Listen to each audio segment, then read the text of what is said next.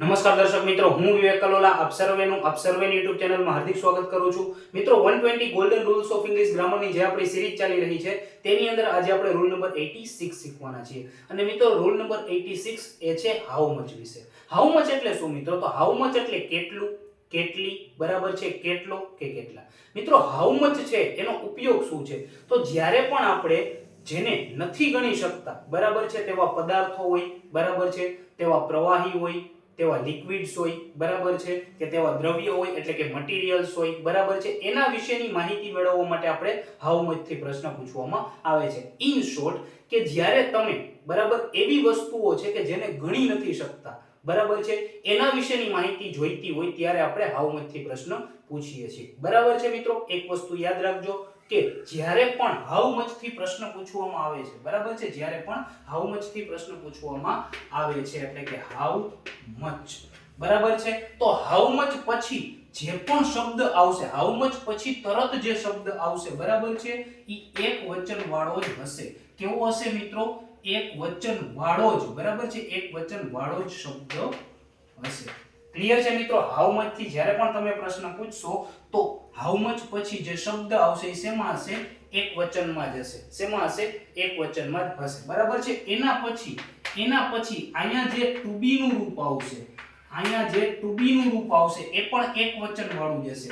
કેવું હશે મિત્રો? એક વચન વાળું જ હશે. મોટા ભાગે અહીં is આવતું હોય છે, મોટા ભાગે અહીં is આવતું હોય છે, બરાબર છે. અહીં was પણ આવી શકે છે, બરાબર છે, were નહીં આવે, are નહીં આવે. ક્લિયર છે મિત્રો? શું આવશે? તો કે એક વચન વાળું ટુ બી નું રૂપ એટલે કે હેલ્પિંગ વર્બ આવશે, બરાબર છે. એના પછી જે આવશે એ આવશે there આવશે. એના પછી શું આવશે મિત્રો? there આવશે, બરાબર છે. ક્લિયર છે? બરાબર છે. એના પછી અહીંયા તમે અન્ય શબ્દ એવું લખી શકો છો, અથવા તો એ જે તે પ્રવાહી છે, એ જે તે પદાર્થ છે ક્યાં છે ટૂંકમાં, બરાબર છે, એ સ્થાન દર્શાવતો શબ્દ અહીં આવશે. ક્લિયર છે મિત્રો? જ્યારે પણ તમે હાઉ મચ થી પ્રશ્ન પૂછો છો તો હાઉ મચ પછી જે શબ્દ આવશે એ એકવચન વાળો જ આવશે. એના પછી જે ટુ બી નું રૂપ આવશે, બરાબર છે, એક વચન વાળું જ હશે. એના પછી ધેર આવશે અને એના પછી અન્ય શબ્દ આવશે. આને આપણે ઉદાહરણની સાથે સમજીએ. માની લ્યો કે હું તમને એમ કહું મિત્રો, બરાબર છે, કે શીશીમાં કેટલું મધ છે.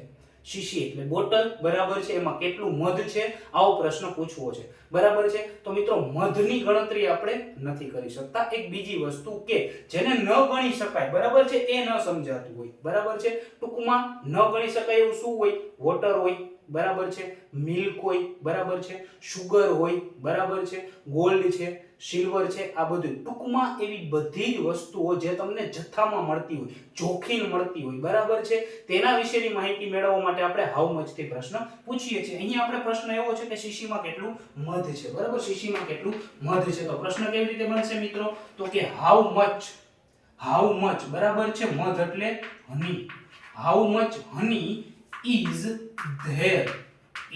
there, how much honey is there, બરાબર. શીશી એટલે બોટલ, in the bottle.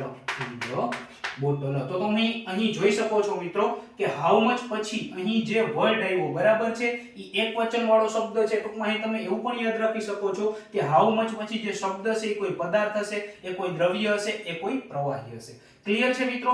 એના પછી ટુ બી નું રૂપ અહીં is આવ્યું, એક વચન વાળું છે. એના પછી there અને એના પછી in the bottle એટલે કે અન્ય શબ્દો છે. તો મિત્રો આશા રાખું છું કે હાઉ મચ વિશેનો જે આ કોન્સેપ્ટ છે હું તમને બહુ સારી રીતે સમજાવી શકીશ.